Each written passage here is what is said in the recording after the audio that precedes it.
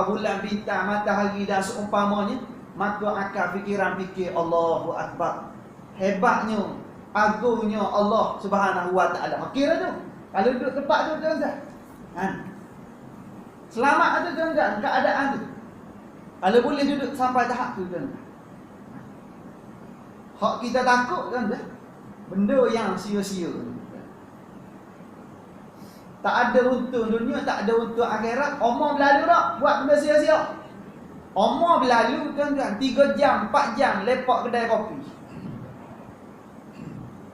Duk cakap macam-macam. Kalau duk bincang perkara-perkara kebajikan tuan-tuan, duk bincang bagaimana nak hidupkan balik masyarakat kita tuan-tuan. Nak gotong royong tanah perkuburan tu, apa-apa saja untuk manfaat masyarakat dan manfaat agama tu tuan-tuan. Tak apa kedai kopi pun, tapi kalau lah duduk kedai kopi duduk cerita pasal dunia tuan-tuan, lepas satu topik. Kadang-kadang terbabah cerita tepi kain orang. Kadang-kadang terbabah mengumpat orang. Kadang-kadang terbabah fitnah orang. Maka tuan-tuan, duit habis, umur berlalu, dosa dapat. Ada apa untung tu? Untung tak ada tuan-tuan. Rugi ada tak? Rugi ada. Umur habis tuan-tuan. Umur meningkat merugikan kita tuan-tuan.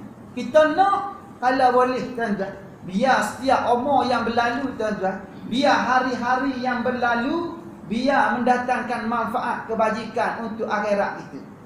Kena jadi orang bijak kita ni tuan-tuan. Jangan jadi orang yang kurang bijak. Jangan jadi orang yang pendek akal. Kita kena jadi orang yang panjang akal, orang yang bijak. Hak Nabi sebut dalam satu hadis, Nabi kata, Al-kayisu man dana nafsahu wa amila ma ba'dal maut, wal ajizu man atba'a nafsahu hawaha wa tamanna 'ala Allah hil amali atau kama qala. Nabi menyatakan kepada kita supaya kita ni urus kehidupan kita ni, jangan sia-siakan masa, jangan sia-siakan umur kita. Dengan cara mana? Dengan kita jadikan diri kita ni orang yang terbaik di sisi Allah, bukan terbaik di sisi masyarakat saja tuan-tuan. Kita ni bukan nak berjaya dunia saja tuan-tuan. Walaupun hari ini menjadi kebanggaan masyarakat kita bila mana kita berjaya di dunia. Boleh beli kereta besar, bangga kita. Boleh buat rumah besar, rasa bangga kita. Rasa berjaya kita tuan-tuan. Pendapatan besar, rasa hebat kita tuan-tuan. Kita nak tuan-tuan bukan berjaya dunia saja, biar tuan-tuan kita berjaya di akhirat juga. Biar kita ibadah tuan-tuan, hina tuan-tuan, menghinakan diri tuan-tuan di hadapan Allah, tetapi pada masa yang sama kita nak disebut-sebut oleh para malaikat Allah yang duduk di langit tuan-tuan, dengan sebab kemuliaan amal ibadah kita. Walaupun nampak hina, walaupun menangis tuan-tuan dikala orang tengah tidur, walaupun kita menangis dikala kita ni mengenalkan dosa-dosa kita, ingat perbuatan tersebut mulia di sisi penduduk langit.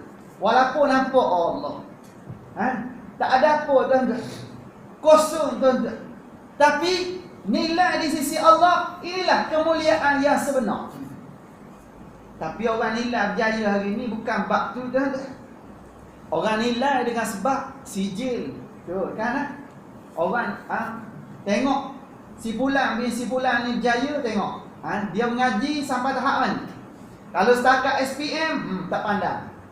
Paling kurang diploma, paling kurang ijazah, paling kurang apa lagi tuan-tuan?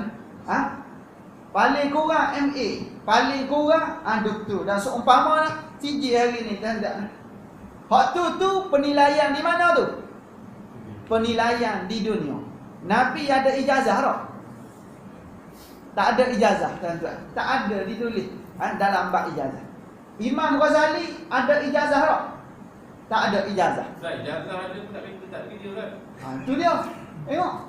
Ijazah ada, bangga tuan-tuan, duduk ala almari kat rumah. Kerja tak dapat pun tuan-tuan. Imam Nawawi tak ada ijazah tuan-tuan, tapi boleh karang kitab tuan-tuan. Imam Ghazali tuan-tuan, tak ada ijazah, tak ada doktor tuan-tuan, tapi hebat tak? Boleh karang kitab, boleh sampai setahap digelar sebagai Hujjatul Islam. Boleh digelar tuan-tuan sebagai Hujjatul Islam, hujjah dalam Islam. Kenapa? Kerana banyak sangat tuan-tuan, karang kitab, kerana hebat sangat dari segi sudut ilmu. Kita hari ni ada doktor merapu tuan-tuan, ada ijazah bertingkat merapu ada tuan-tuan, tapi hak tak merapu ada kok. Tapi hak merapu saya cerita tuan-tuan. Ada arti tak? Kalau sekadar boleh ijazah kita nak bercakap tuan-tuan, nak merapu, tidak ada erti. Kenapa? Kerana kedudukan kita di sisi Allah bukan dengan sebab ijazah. Kedudukan kita di sisi Allah, kedudukan kita di sisi pandangan akhirat kita bukan kerana segulung ijazah, bukan dengan sebab rumah besar, bukan dengan sebab kereta besar, bukan dengan sebab pendapatan besar dan seumpamanya nilaian dunia. Kenapa? Kerana perkara tersebut dia tak bersama-sama kita bila mana kita mati. Betul tak tu? Bila kita mati, kita tinggal semua benda tu. Tu dia panggil dunia. Hak sama kita benda tuan-tuan. Hak tak nampak tengok hari ni. Hak tak nampak tengok hari ni. Sebab tu Nabi tuan-tuan, Nabi tuan-tuan titik berat benda akhirat. Perjuangan Nabi bukan sekadar nak jaya dunia, bahkan berjaya di akhirat. Sebab tu ada sifat wajib bagi Nabi, bagi Rasul tuan-tuan. Sifat fatanah. Sifat bijak sana. Kita bijak sini. Jaya di sini tuan-tuan. Pendapatan besar. Semayang jemaah tuan-tuan, sekali-sekala dia muncul di masjid tuan-tuan. Tupuk imam baca panjang tuan-tuan, kita pancitkan tayar kereta imam. Imam khutbah panjang sikit, kita hantar surat layar, mangkuk punya orang tuan-tuan. Ada macam tu tuan-tuan, pening kita hari ni tuan-tuan.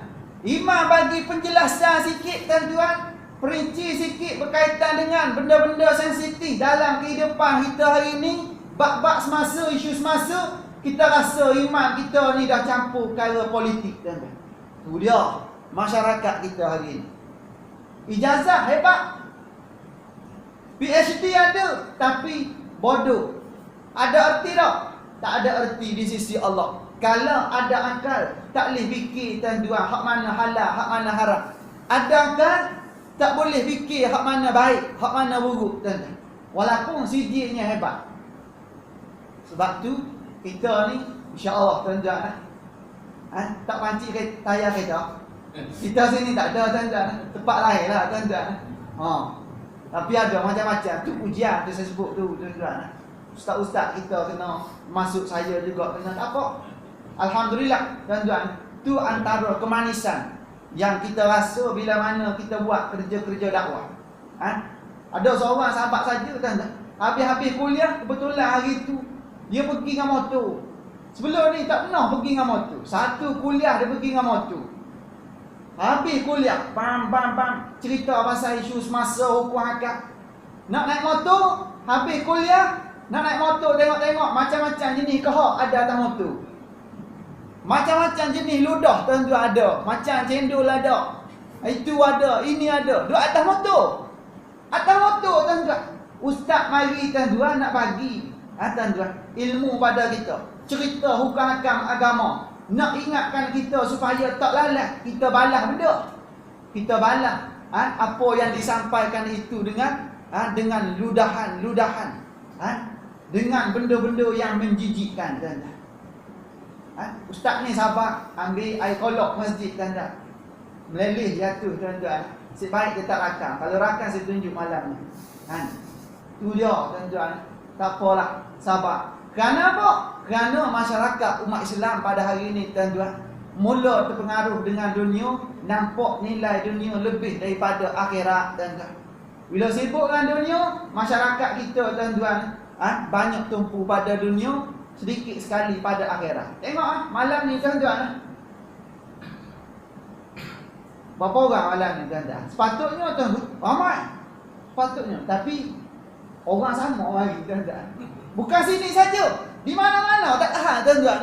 Di mana-mana tuan-tuan. Hak ni je kena mati. Hak luar tu tak nak mati ke? Nak mati juga ustaz. Ustaz cakap pun mati. Semua nak mati. Lepas tu pasal apa tuan-tuan? Tak nak islah diri. Tak nak baiki diri. Pasal apa? Pasal sibuk dengan agenda dunia. Tuan-tuan. Sebab tu kita hari ni syukur tuan-tuan. Dengan sebab dalam ramai-ramai dalam masyarakat kita tuan-tuan. Dia pilih kita tuan-tuan. Ni satu kurniaan yang begitu berharga. Yang tidak ada tolak banding dengan bayaran harga dunia tuan-tuan. Dalam ramai-ramai, walaupun ada yang sakit, ada hak kena gauk, ada hak kecil manis, darah tinggi, macam-macam penyakit, boleh mari tuan-tuan. Hak duduk kat rumah, tak ada penyakit apa tuan-tuan. Tak ada penyakit, darah tinggi tak ada, gauk tak ada, kecil manis tak ada, semua tak ada. Tapi boleh mari tak? Tak boleh mari. Tak boleh mari tuan-tuan. Sebab tu kita ni tuan-tuan, Allah Ta'ala dah pilih tanda Allah Ta'ala sayang kita tuan-tuan. Dan sahabat kita Allah Ta'ala sayang juga. Tapi labelnya tuan-tuan, moga-moga tuan-tuan, mereka pun boleh duduk sama kita juga tuan-tuan. Doa lah, jangan caci. Tak caci tuan-tuan, doa. Sambil-sambil doa untuk kita, doa lah untuk sahabat-sahabat kita di luar sana. Moga-moga mereka pun boleh bersama-sama dalam imarahkan surau kita tuan-tuan. Jangan mati baru usul mari surau. Tu paksa tuan-tuan. Paksa. Tak nak mari juga tuan-tuan. Mandikan di surau, pakaikan di surau, sembahyangkan di surau. Tu kena paksa tuan-tuan. Yang sebelum paksa ni, mari dulu tuan-tuan. Mari dulu muhasabah diri, duduk dalam suasana berkat, suasana rahmat Allah Subhanahu Wa Taala, supaya kita boleh beza mana suasana berkat, mana suasana dilaknat oleh Allah Taala. Nabi cerita pada kita apa tadi? Orang yang bijak. Orang yang bijak, orang yang panjang akal, kata Nabi, iaitu orang yang sentiasa muhasabah diri. Muhasabah, hitung diri tuan-tuan, dosa berapa banyak, pahala berapa banyak, umur dah meningkat, amalannya sikit. Macam tu tuan-tuan. Umurnya dah masuk 60, umurnya dah masuk 70, tapi jemaah di masjid, jemaah di surau sekali-sekala je. Kena muhasabah. Kalau sebelum ni sepatutnya 5 waktu sehari semalam penuh tuan-tuan. Pasal apa? Pasal bila umur tu tuan-tuan dah masuk subsidi. Pendek kata tuan-tuan, rumah kata pergi, kubur kata mari tuan-tuan. Sedap ustaz kata macam tu, orang muda tak mati ke? Mati juga. Tapi zahir cakapannya macam mana tuan-tuan? Hak tua, hak berumur jalan dulu. Tu zahir tuan-tuan. Hakikat Allah Ta'ala yang menentu. Hakikatnya tu rahsia Allah Ta'ala. Hak muda mati, hak tua mati. Maka sebab tu kita fikir balik, hitung balik, nilai balik diri kita. Aku ni dah masuk tahun ni 60. Aku ni sekarang dah masuk 70. Quran berapa ayat sehari baca? Kena kira tu. Berapa ayat? Jangan kira surah. Kira ayat tu, mula-mula ni. Takut-takut tuan-tuan, kira surah, tak keluar satu surah. Kira berapa ayat sehari timbul tuan-tuan. Hitung balik. Lepas tu zikir kita, takbir kita, tahmid kita tuan-tuan. Berapa ratus sehari tuan-tuan. Berapa kali dah tasbih putus dengan sebab kita berzikir. Ada hak tasbih putus dah. Dengan sebab tiap-tiap pagi, tiap-tiap petang berzikir tuan-tuan, malam sebelum tidur berzikir dulu. Bersinar tasbih daripada hak besar dia jadi kecil. Bersinar tuan-tuan. Akhir-akhir putus tasbih, banyak zikir. Kita hitung ni kita berapa ratus hari, berapa kali dah kita hubung tali tasbih kita tuan-tuan. Dengan sebab zikir